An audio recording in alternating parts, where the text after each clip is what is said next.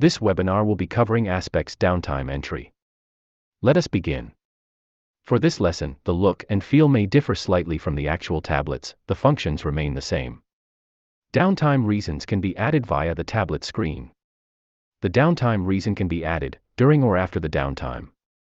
If we click on downtimes at the top of the screen, it will list all the recorded downtimes. To add the downtime reason, we will select the line, and then the reason at the bottom.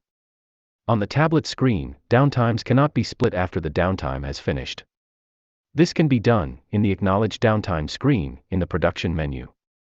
When we are on the tablet, we have three options for listing downtimes on the right side of the tablet.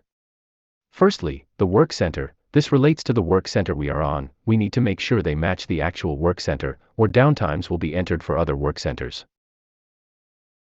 Next, Area. If the work center belongs to a specific area, then all the downtimes for that area will show.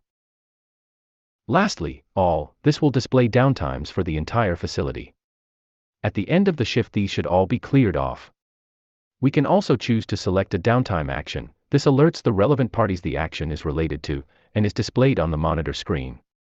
Each site will have different ruling for using certain downtime reasons. A reason should be agreed on to use when the downtime was not cleared in the previous shift. This brings us to the end of this webinar. We hope the information and examples provided here have been beneficial to you.